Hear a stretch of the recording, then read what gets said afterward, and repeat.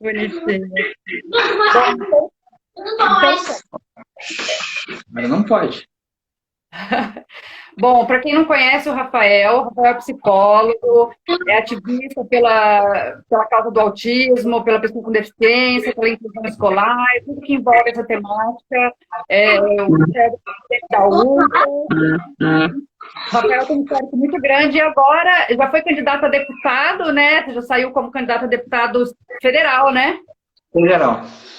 Federal, e agora está saindo como vereador aqui pelo PC do Bem em Curitiba. É o nosso Isso. candidato que vai representar a causa da pessoa com deficiência aqui na cidade de Curitiba. E, Rafael, e assim, ó, antes de começar, a gente sabe que a política ainda não é de conhecimento popular, né? A gente ainda não tem um conhecimento muito abrangente sobre como funciona a política, principalmente a política brasileira, que eu acho que é difícil de entender, né? Eu vou ter uma bagunça, mas vou falar que é difícil de entender.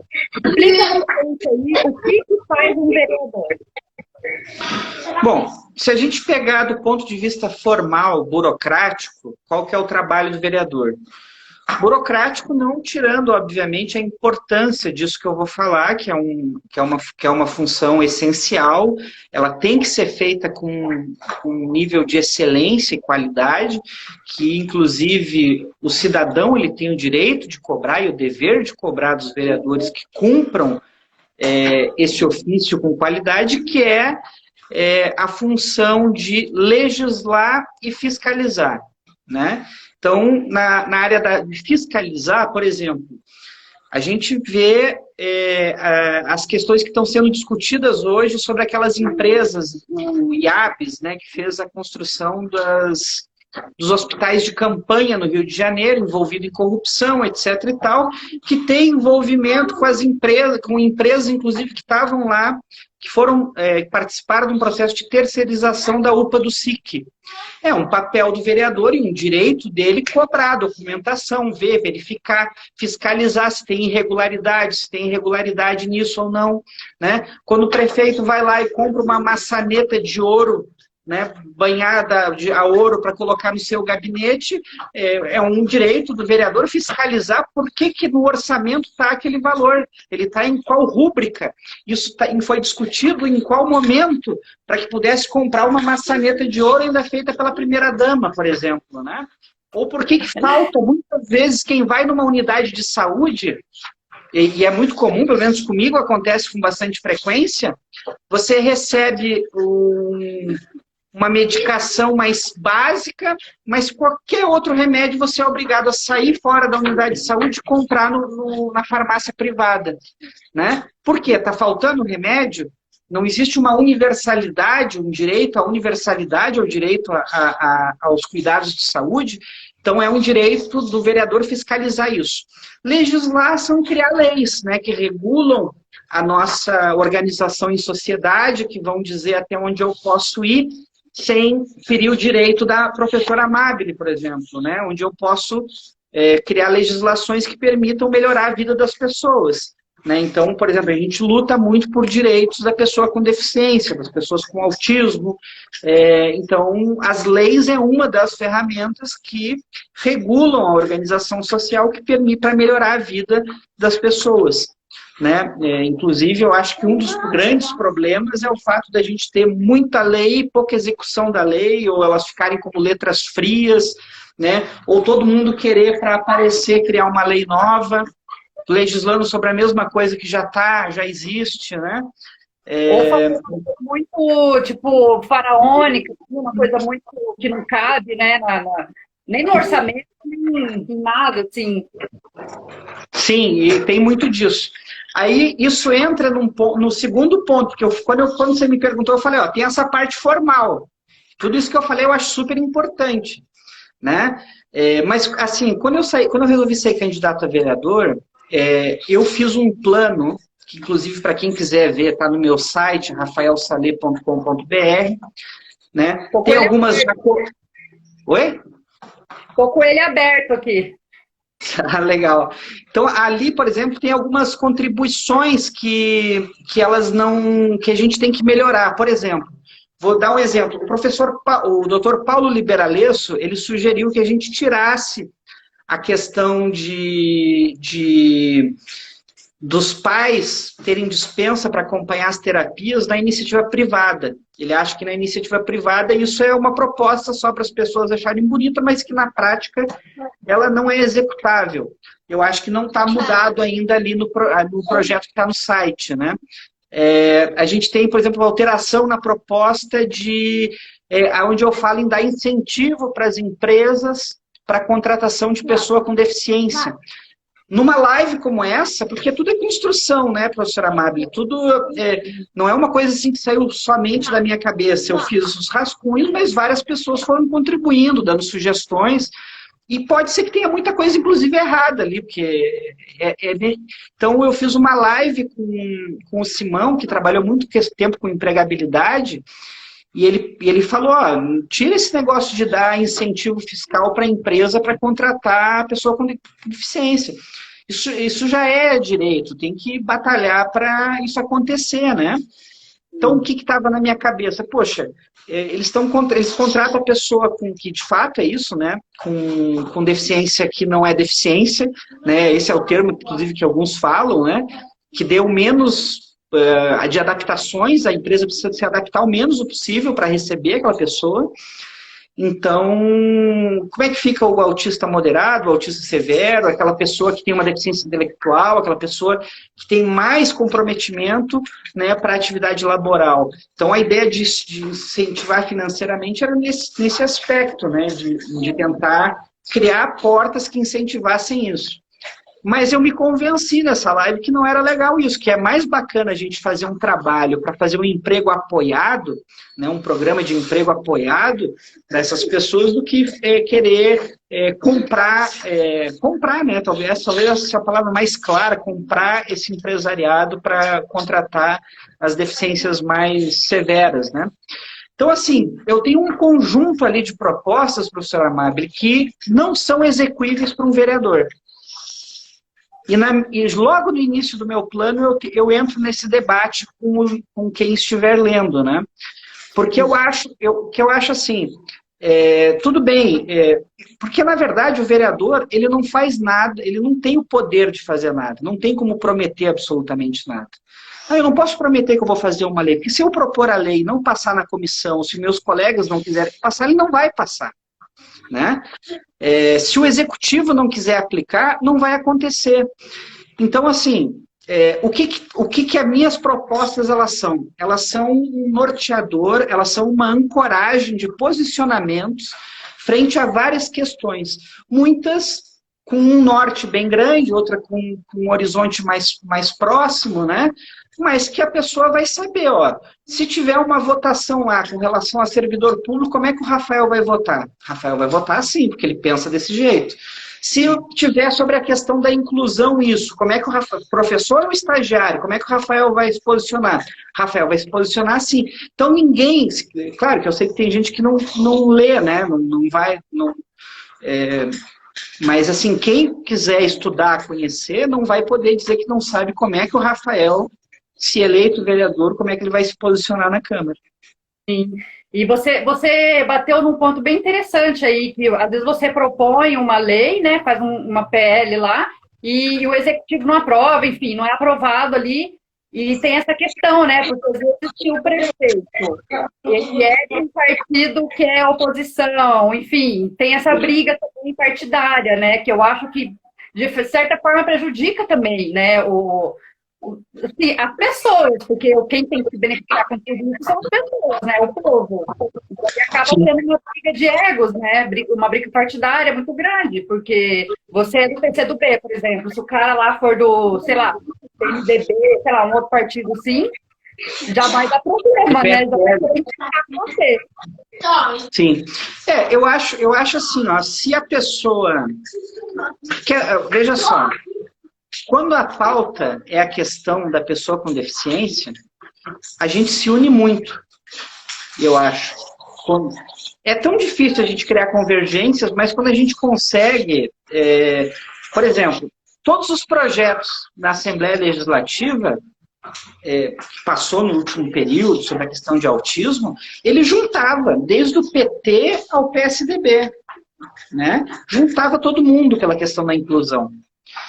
Chegou num nível que eu falei assim, ó, a gente passa o que a gente quiser hoje na Assembleia Legislativa com relação ao autismo. Qualquer lei que você imaginar, a gente passa. Isso é bom, mas também é ruim. Né? Porque acaba acontecendo, a gente cria um monte de lei, a gente consegue aprovar coisas que não passaria numa CCJ em tempos normais. Por conta das pessoas se unirem por essa causa, sabe? Pela causa da inclusão, pela causa da deficiência e tal. Então, assim, eu acho que o foco tem que ser a questão do que é melhor. O partido ele tem que ficar em segundo plano nesse aspecto. E vou dar um exemplo, né? Concordo, mas a gente sabe que na prática nem sempre é assim, né? E essa pauta da pessoa com deficiência, até concordo que ela une, né? Às vezes, oposições, mas uma outra pauta... Eu ia dar um exemplo para você, por exemplo, na questão da retenção, né? Que existe uma divisão, né? Eu, por exemplo, eu acho que tem que haver a possibilidade de uma criança ter uma retenção, ser retida. A minha opinião ela é maior ainda. Eu sou totalmente contra a aprovação automática em qualquer situação, né? Eu sou contra o sistema de aprovação automática que nós vivemos hoje no ensino fundamental. Mas essa questão da proibição da retenção, mesmo com laudo, tendo que judicializar, né?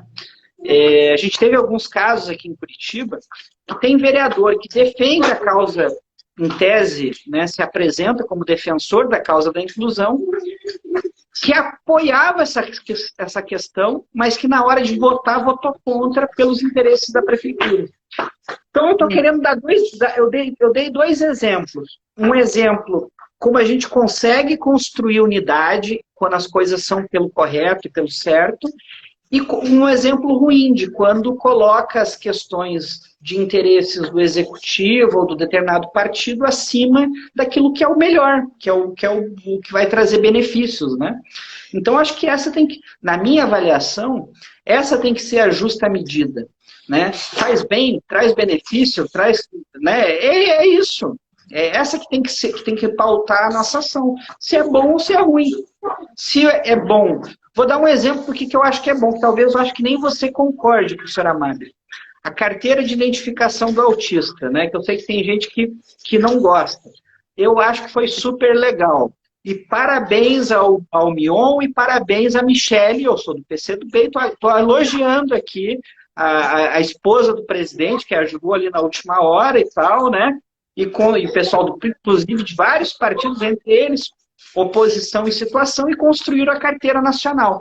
Carteira que, inclusive, antes de ser nacional, 2 anos e meio, ela já era lei aqui no estado do Paraná por uma lei que eu ajudei a redigir, inclusive, né, que já era lei aprovada. Sim. Essa questão aí da carteira, eu acho super válido também. É muito melhor você dar com uma carteirinha ali do que um laudo médico, né? Primeiro que já é chato você ter que ficar toda hora provando, né? Que você tem aqueles direitos, né? Já começa por aí. Mas tudo bem, a gente anda com a carteirinha ali. Eu não quero entrar nesse negócio do Mion aí, porque é muito controverso esse tema, e daí a gente vai acabar fugindo do nosso foco aqui, que é falar sobre essa questão mesmo mais política, né? E eu queria... Então, assim, ó, esses dias, há uma semana atrás, eu conversei com a Dani, que é a atual presidente da UPA. Ó, a Adri está ali, a Adri chegou. Oi, Adri. Que também foi presidente da UPA, né, a Adri? Também foi presidente da UPA, uma das fundadoras ali, né? Sim. E daí, então, assim, eu vi que você tem um histórico com a política muito grande, desde a época dos grêmios estudantis, lá na universidade e tal. Eu queria que você falasse um pouco disso, como você daí chegou na UPA, e como que você daí começou essa política mais partidária mesmo, né? Quando você se filiou, por que você escolheu o PCdoB, como que foi isso? Então, a meu primeiro contato com política foi quando eu estava numa escola do interior do Rio Grande do Sul, estava no ensino fundamental ainda, né, e me convidaram para participar da eleição do Grêmio Estudantil da minha escola, eu devia estar na 7ª, 8ª série. E foi quando eu comecei a participar, conheci o pessoal que já organizava o movimento estudantil. Isso, se não me engano, foi em 93 ou 94, 1993 ou 1994. E começou, logo, foi um período logo depois do Fora Collor, né? Naquele período do Fora Collor, eu tinha sido vereador mirim da minha cidade. E foi um negócio... mas daí foi por conta de uma redação que eu fiz sobre ecologia e tal, né? Mas foi uma experiência bem bacana, porque a gente virava vereador de verdade, escrevia projeto, tramitava nas comissões o ano inteiro. Então, um vereador de verdade apadrinhava o projeto que nós, vereadores mirim, fazíamos. Então, por exemplo, as grades na boca de lobo para não entupir bueiro, fui eu que fiz com 11 anos na minha cidade, lá de Guaíba, né? Enfim... Aí no Grêmio Estudantil eu comecei a participar, militância, fui para a capital, acabei me tornando presidente da União dos Estudantes de Porto Alegre, a UMESPA, né, onde a gente faz carteira de a meia entrada estudantil, diferente de Curitiba lá, é universalizada, é para todos os estudantes, não tem um critério de renda, e quem faz a carteira não é a prefeitura lá em Porto Alegre, é a entidade estudantil, e nós que fazíamos a carteirinha de estudante para todo mundo na cidade de Porto Alegre, na capital, né, para ter o direito a meio entrar, ao meio passe. Aqui em Curitiba era assim também, né? Num passado não muito distante. Eu não sei como é que era a questão. Eu sei que tem o meio passe hoje em Curitiba, mas ele é restrito a uma questão de renda, né? Você tem que levar lá a comprovação, você tem que ganhar muito pouco, né, para poder ter o direito. E ainda é muito limitado, só, por exemplo, o estudante não conta como educação você ir num teatro ou você ir num cinema no final de semana. A educação é só a ida e a volta da escola. Então tem que garantir mais acesso, na nossa opinião, né? Então eu comecei a participar disso, fui presidente da Umespa, depois fui tesoureiro da União Gaúcha dos Estudantes, e eu fiquei sabendo, e a gente participava da luta da UBS, da UNE, né? Eu viajava o Brasil, essas coisas, e eu fiquei sabendo que o Requião era candidato aqui, e o pessoal da juventude me chamou, vamos lá para o Paraná para ajudar na campanha do Requião, né? E eu vim, eu fazia parte da juventude do MR8 na época, né? Da Juventude Revolucionária 8 de Outubro. Né? O MR8 era aquela organização que lutou na ditadura militar, que fez o sequestro do embaixador americano, que tem até aquele filme, O Que É Isso, Companheiro, aquele filme nacional. E eu fazia parte dessa organização, vim para cá, para ajudar na campanha do Requião. Foi aqui no movimento estudantil paranaense, eu comecei a estudar psicologia, conheci minha esposa, né, na época ainda era só amiga, colega na faculdade, e participando da luta estudantil, etc. Fui vice-presidente da União Paranaense dos Estudantes, aí, dos universitários aqui, né? E sempre foi uma pessoa de lutar, de acreditar que a gente pode junto construir as coisas. Acreditar na coletividade, né? Você se considera bastante idealista? Se eu me considero? Idealista? Ah, com certeza. Eu acho assim que veja, eu sempre dediquei a minha vida para os meus sonhos, para aquilo que eu acreditava, que era um mundo melhor. Eu acho que eu nunca tive assim um sonho material o sonho da minha vida porque eu sempre gostei de fazer política e estar organizando as coisas. Sempre fez parte de mim, né? Então eu sempre sonhei com coisas bonitas, com a coletividade, com a construção, com lutar por direitos, né? A nossa capacidade, às vezes, de se indignar com as injustiças fica meio amortecida, fica anestesiada. E isso sempre foi muito presente em mim, a capacidade de se indignar com as coisas, de não se conformar com a injustiça social. Quando eu fui estudar, quando eu fui trabalhar, eu passei em concurso público, fui trabalhar como psicólogo na área da saúde, né? Fui trabalhar em unidade básica de saúde no interior do Paraná. Foi quando meu filho nasceu, quando o Miguel, né? Eu não conhecia nada de autismo. Não conhecia nada, né? Assim, então, tudo é aquela história de como isso nos envolve, como aquilo vai ressignificando a tua vida e como aquilo dá um novo norte também no ativismo, né? Ô, Rafael, eu costumo falar assim que nós, eu falo mais porque eu inclusão, pela causa da pessoa com deficiência, porque há estudos que mostram que a maior parte das famílias de pessoas com deficiência são compostas por solo, né? A maioria. Mas você, tem muitos homens também agora, que eu tô conhecendo mais também pessoas, homens assim que estão nesse ativismo. Eu costumo falar que a gente se sente quase uma obrigação de fazer isso, porque principalmente o autismo é uma deficiência que é muito desconhecida. Né? Então, então isso gera muito preconceito, isso gera muita desinformação.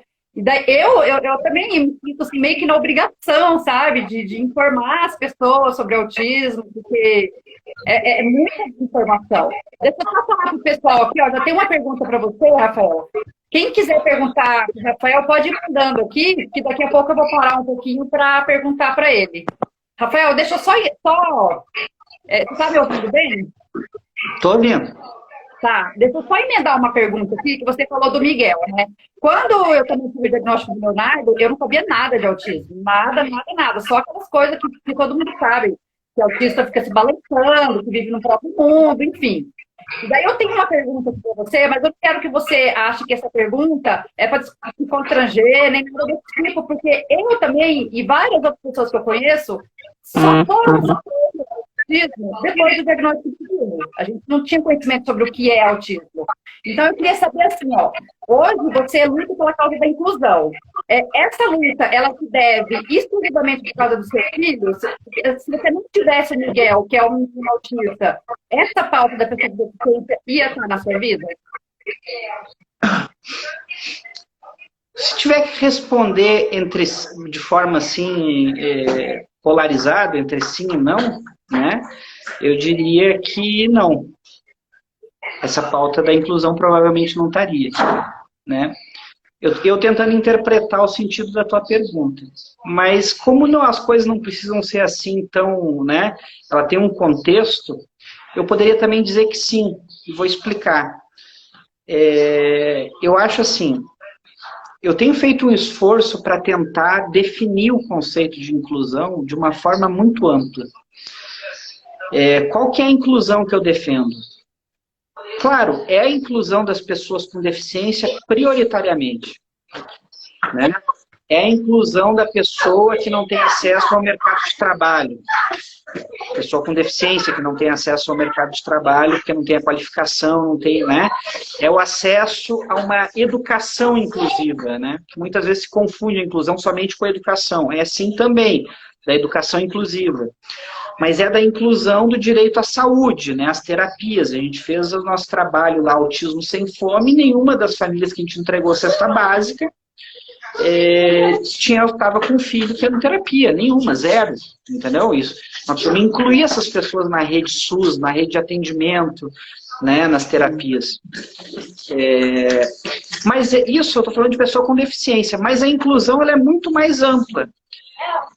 Nós vivemos num sistema que exclui as pessoas da sociedade. A gente pega o plano diretor do município, ele pensa toda a política de habitação para as periferias. Então, tu pega a Coab, o conjunto que está abrindo, é jogando cada vez mais para a periferia. Né? Quando a gente tem mais de 8 mil imóveis, né? Aliás, 58 mil imóveis da prefeitura, né? Que estão desocupados, que não são usados, na região central, inclusive. Né? Então, assim, as pessoas são excluídas para as periferias da cidade. Onde você tem essas periferias, você não faz centros urbanos, você não leva os serviços para esses lugares. Né? Mais de 90% dos equipamentos de cultura estão na regional da matriz. Né?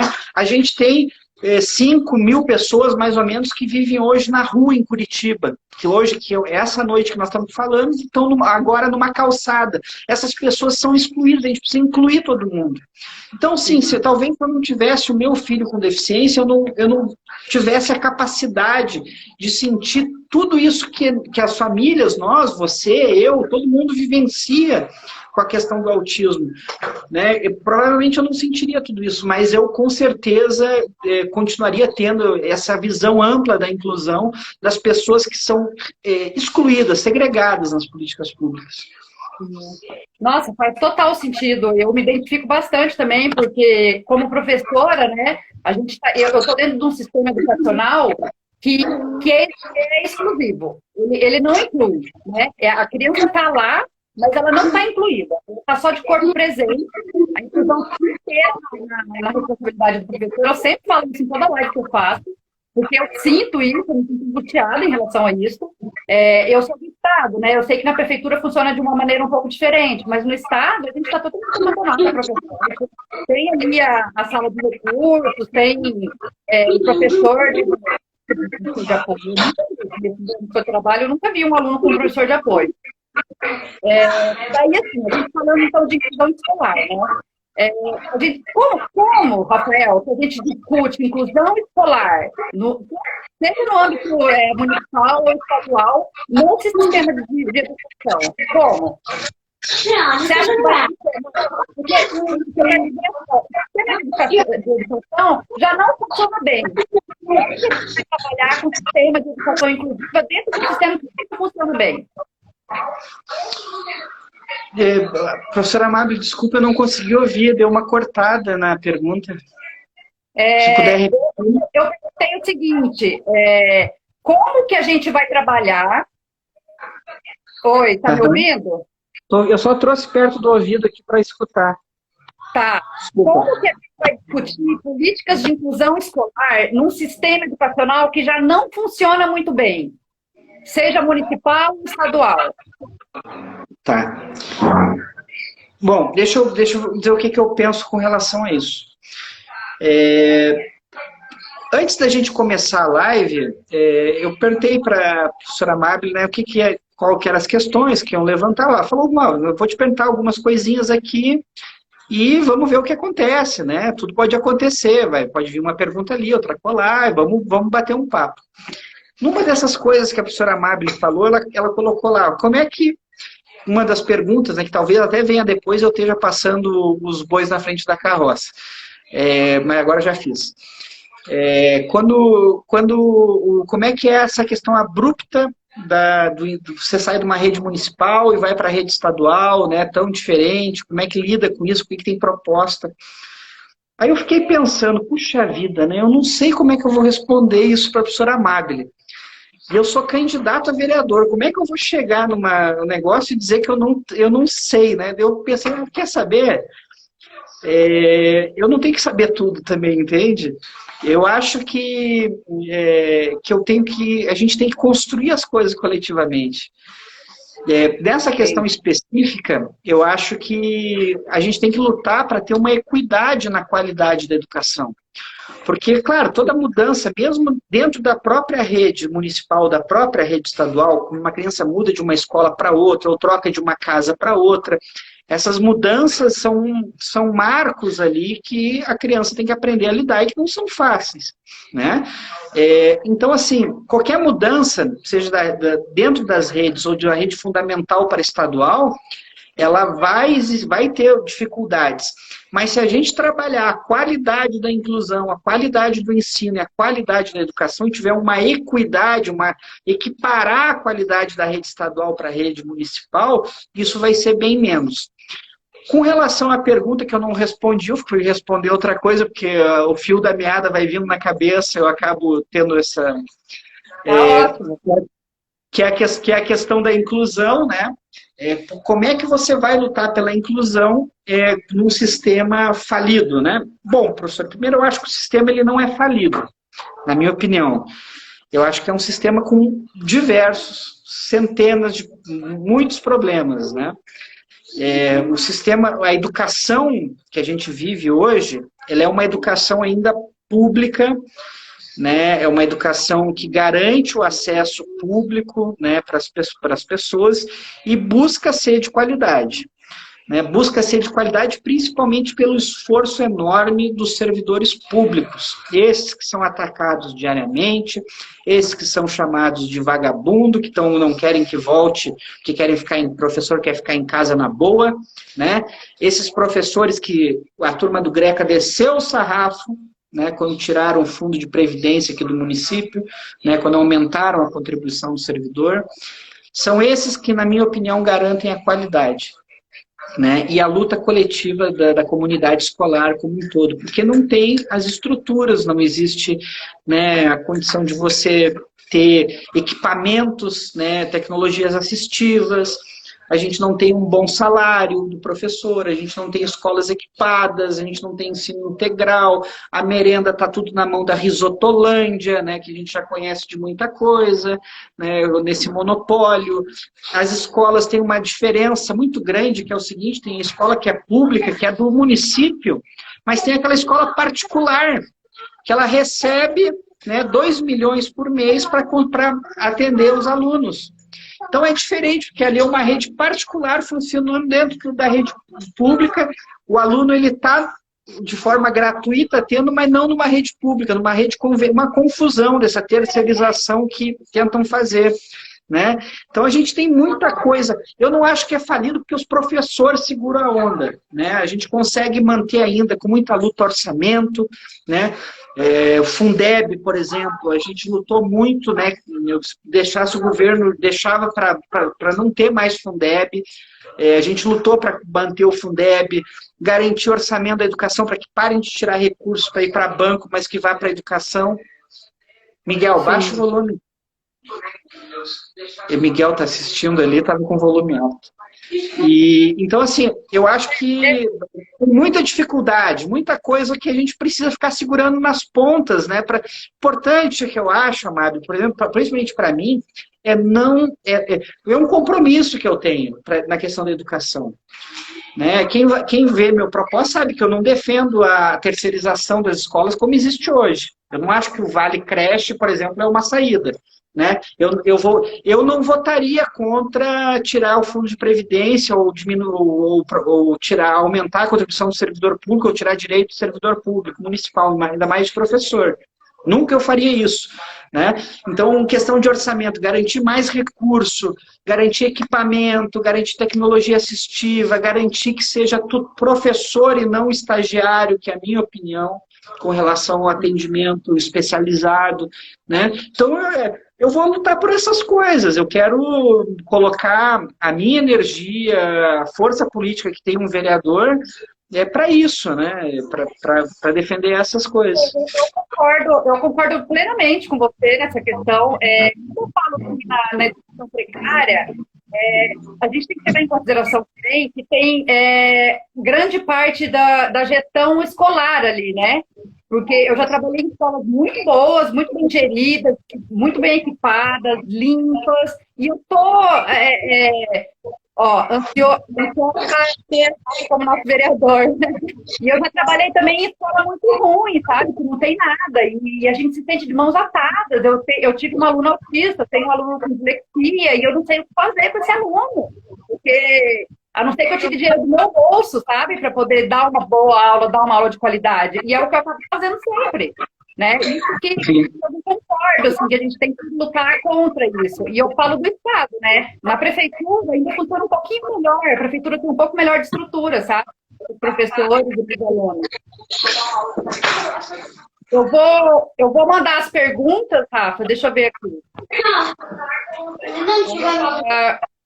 Tem uma pergunta para você aqui, que é o seguinte. Se você tem alguma proposta para implementar recursos em todas as escolas. Você pode colocar. Você está me ouvindo bem? Não, ele está cortando muito. Talvez a minha conexão, porque como eu estava te contando, né, que lá na minha casa rompeu o fio da internet. Aí eu tive que sair, vim para casa do meu sogro para poder fazer a live contigo. Aí aqui eu nem não sei como é que é a conexão dele, né? Eu tô te ouvindo muito mal, dá uma cortada. Falaram ali que o meu áudio tá ruim, mas eu tô ouvindo bem, tô vendo bem, que para mim tá tudo funcionando. Mas eu quero saber o seguinte, perguntaram se você tem alguma proposta para colocar a sala de recursos em todas as escolas, porque as famílias têm que se locomover para ir em outros lugares, outros bairros distantes para acessar a sala de recursos.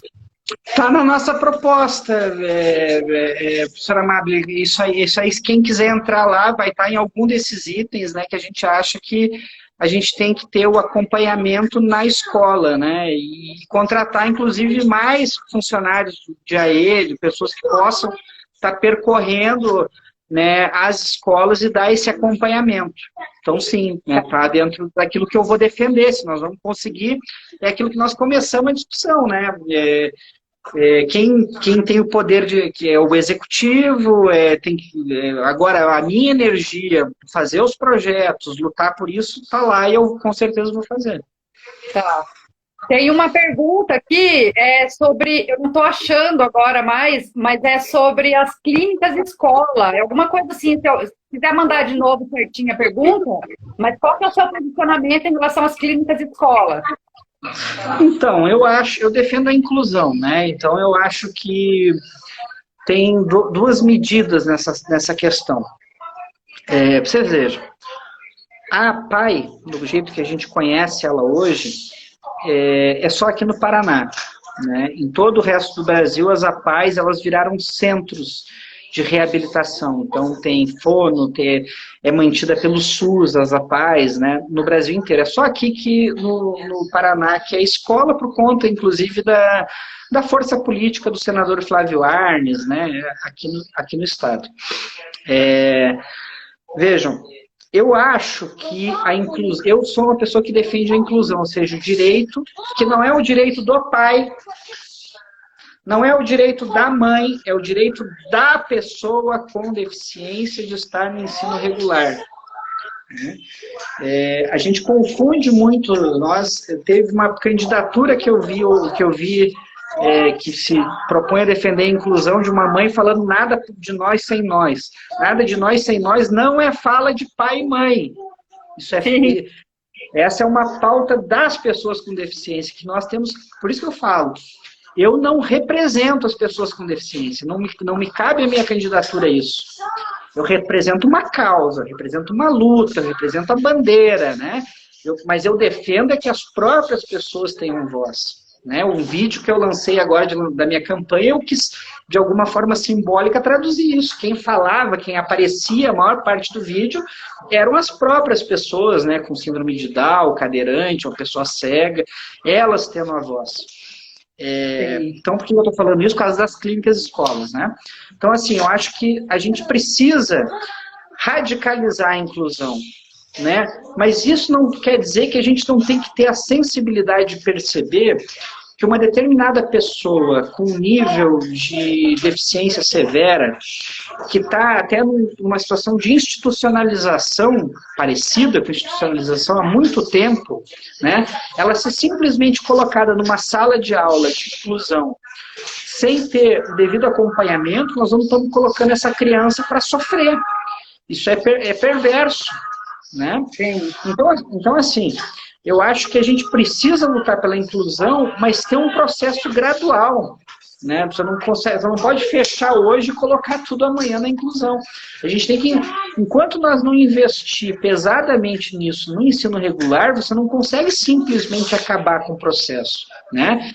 Então, assim, nesse sentido, antes de ter a clínica, a escola de autista, eu prefiro que tenha a escola regular para todo autista, é a minha opinião, né? Acho muito bonito o que a Berenice Piana faz, acho que é bem legal as iniciativas de pessoas que têm essa, né? E não sou contra, pelo contrário, acho que tem muita coisa a se enriquecer, mas do ponto de vista de políticas públicas, eu acho que nós precisamos defender a inclusão escolar, né? E os centros... Hoje, a gente busca, por exemplo, quem tem autismo em Curitiba hoje, fica numa fila de demanda reprimida no ambulatório Encantar, não tem outra alternativa. Né? Não tem outra coisa. Sobre isso, ela comentou aqui que a Encantar está sobrecarregada. Temos que ter mais centros para terapia para os autistas, crianças, jovens e adultos. Então assim, ó, sabe, Amable, essa é a live mais sincerão que eu já fiz na vida, de candidato aqui, sabe? Porque sempre eu que convido as pessoas, então não é um espaço onde eu posso ficar falando tudo que eu penso, mas sim os meus convidados que falam, né? Sempre eu faço live convidando pessoas. Então eu estou tendo a oportunidade de falar as coisas assim, mais aberto, né? Porque como eu sou convidado, eu me dou esse direito aqui na tua live. Então, assim, você pega. Essa questão que a gente quer lutar, a inclusão de o que é inclusão de verdade, e não inclusão maquiada. Nós temos um ambulatório Encantar. Eu conheço o coordenador do ambulatório Encantar. Eu conheço alguns profissionais do ambulatório Encantar. Eu conheço o esforço que eles fazem. Eu reconheço a identidade que o pessoal tem. Mas é um grupo pequeno. São poucos profissionais e é uma estrutura pequena. Aí foi feita toda uma festa, né? Se comemorou que foi aberta uma nova sede para o ambulatório Encantar, mas que só mudou de uma casa para uma outra casa mais bonita. Na prática, não resolve o problema, né? A gente não precisa de um, a gente precisa de 5, 6 centros que atendam com contratação e qualificação desses profissionais. É isso que realmente resolve e não vai ficar só na maquiagem dessa questão.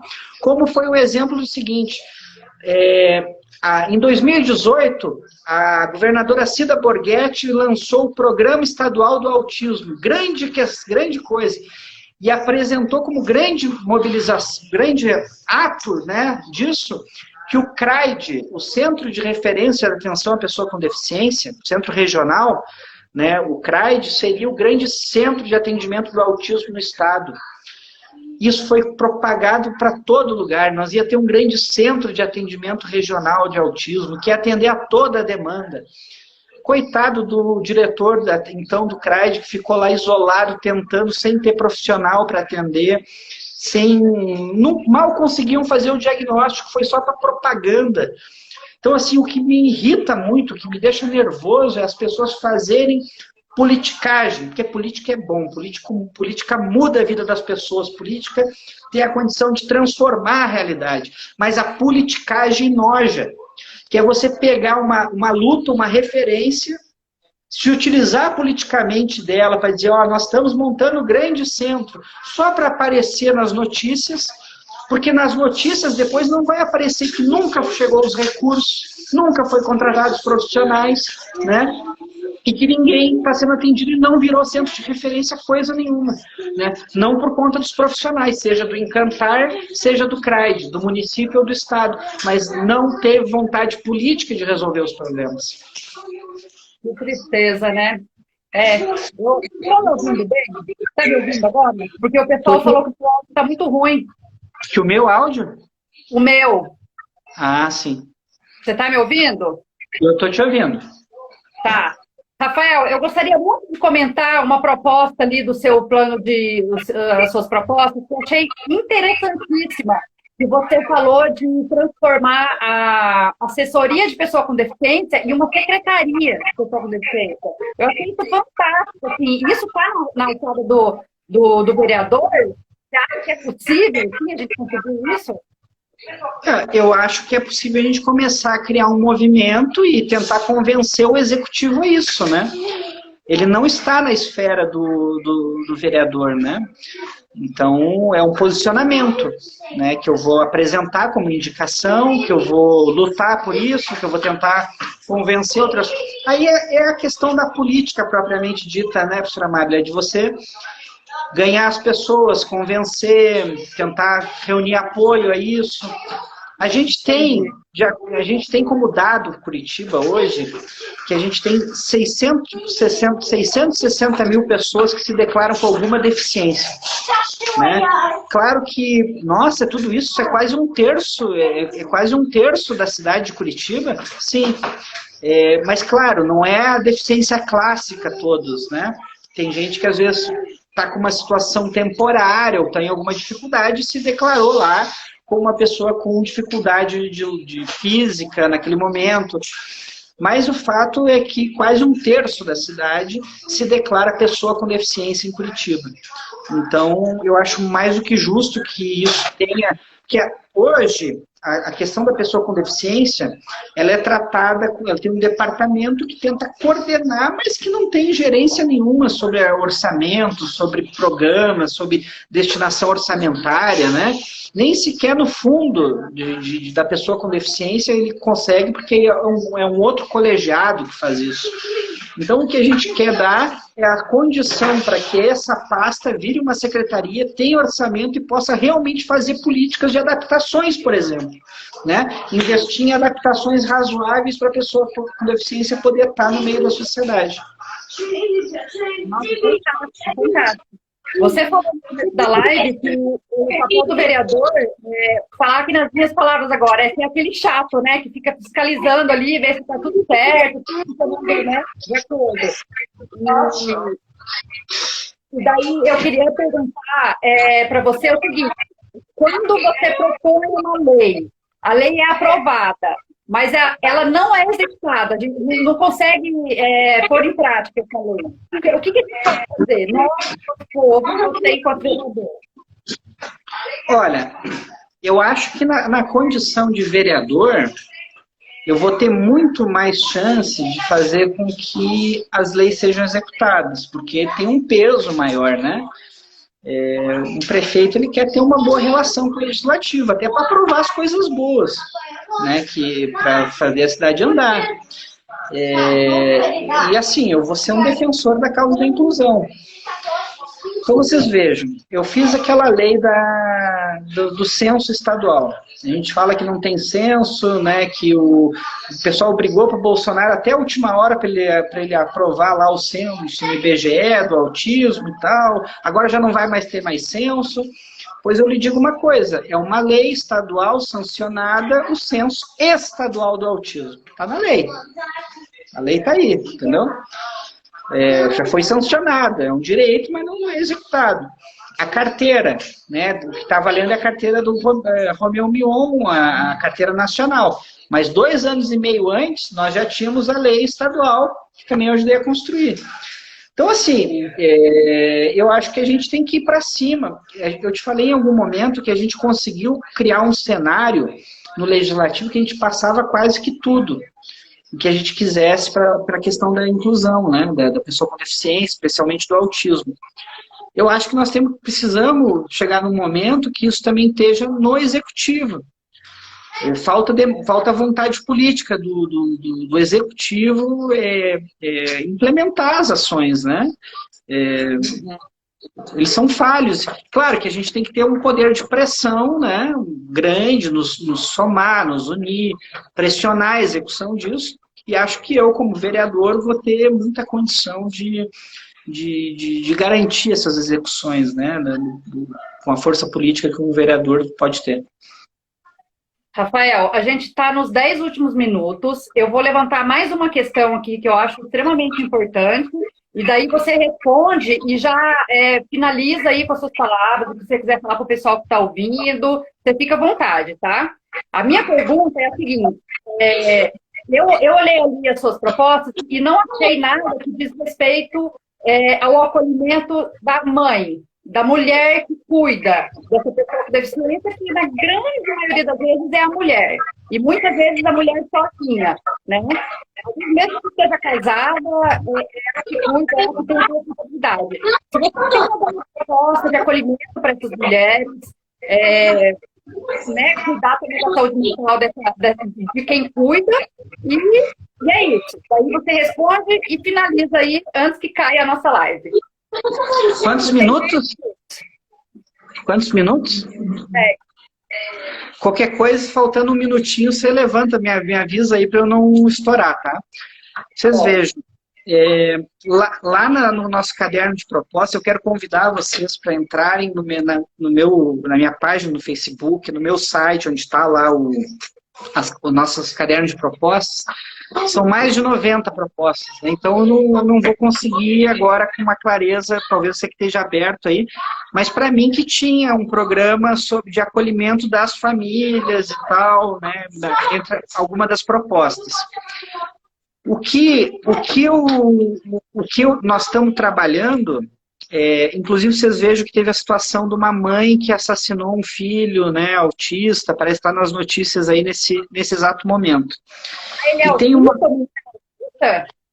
Eu acho que sim, Eu não tenho certeza, mas independente se é ou não é autista, né? O fato é que tem uma mãe que, inclusive, está trabalhando junto com a gente, na nossa equipe de campanha, que viveu, né? Obviamente não vou falar o nome dela aqui, mas ela viveu uma situação que ela pensou em se matar, ela pensou em matar a criança, ela pensou que é um nível de estresse tão grande, né? Ela queria deixar o filho com alguém para ela poder ter um tempo de, né? Então, por isso que a gente defende, por exemplo, nas propostas, a questão do lar assistido, né? Para a gente poder também dar esse apoio à mãe e a família, né, como um todo, né? Mas claro que é especialmente a mãe, né? E essa proposta eu tenho certeza que está aí no nosso caderno. Com relação a isso, essa mãe está me ajudando a construir algo mais específico, né? Porque eu não quero botar uma proposta que a gente tem que sempre pensar como é que ela vira política pública, não programinha, né? Porque, por exemplo, assim, isso a gente pode fazer com relação à UPA, por exemplo, né, a entidade a qual eu fui presidente, a gente pode organizar esse acolhimento de mães e tal. Mas não é uma política pública isso, né? Eu acho que a gente tem que ter algo bem estruturado. Inclusive, ela está me ajudando nesse processo aí. Eu acho que as mães, a gente fala muito em terapia, porque a terapia é a grande questão, viu? Quando eu falo em terapia, tem vários aspectos da questão da deficiência, do autismo, mas a terapia é o que pega, é a falta dela que pega, né? A gente tem que pensar também na criança, no autista adolescente, na pessoa com deficiência adulta, na pessoa com deficiência, qual for deficiência, não só a criança, mas também a família, nós temos que estar preparados, né? A gente vê ali aquelas filas de espera cheias de mãe, quase muito poucos pais, né? Por que as mães não estão trabalhando naquele momento também numa roda, né, num programa estruturado? Por que está todo mundo ali sentado, esperando o filho uma manhã inteira? Por que não faz uma roda ali, faz um trabalho estruturado, organiza, né, chama outros, né? Esse trabalho que é feito da OMS de cuidado das famílias, de treinamento das famílias, é lindo, só que é pouco, tem que ser mais rápido, tem que fazer para mais quantidade, tem que multiplicar isso para que o conjunto da sociedade sinta, porque não sente, vira coisinha pontual, que não muda a vida de um, de outro, que é importante, claro, mas a gente precisa pensar em todo mundo, não deixar ninguém para trás. E era para eu terminar, né? Para falar as palavras finais. Você pode ficar à vontade para falar o que você acha que deve falar, né? Por favor. Não, professora Mabri, eu estou botando meu coração, né? Ontem eu botei lá a gente fez um vídeo. Toda nossa campanha é muito caseira, né? Então, você vai pegar a produção de outros candidatos, tu vê que é a empresa que faz, sabe? Tudo eu faço é no meu celular. Eu gravei com o meu celular, né? Toda a gravação foi feita, a edição foi feita, a própria edição foi feita, tudo no meu celular. Os cards eu faço no meu celular. As publicações sou eu que escrevo. Conversar com as pessoas pelo WhatsApp, né? Fazer os projetos. Aí você vai visitar as pessoas. Tudo isso é assim, eu estou me dedicando muito, né? Em 2018, quando eu fui candidato, me chamavam muito de surfista, né? Está querendo surfar na causa. E eu fico muito feliz. Eu sei que tem vários candidatos a vereador surfando no autismo. E eu estou muito feliz com isso, que continuem surfando, que é mais gente falando da nossa luta. Eu estou bem faceiro com isso.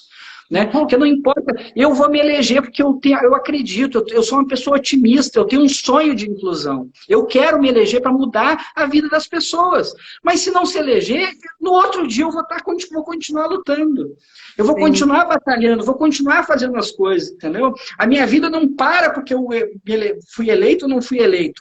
A luta da inclusão, e essa inclusão tão ampla, que vai inclusive além da pessoa com deficiência, não começou, né, como você mesmo falou com o diagnóstico do meu filho, veio muito antes, né?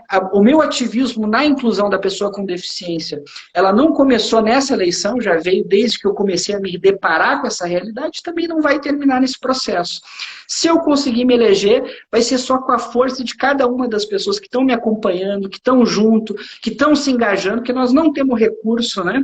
A gente precisa somar e acreditar nesse sonho. Se der certo, vai ser muito bom e eu tenho certeza que eu vou conseguir ajudar muito a melhorar a vida das pessoas. Se não der, vou continuar lutando também para a gente melhorar a nossa vida, né, como um todo.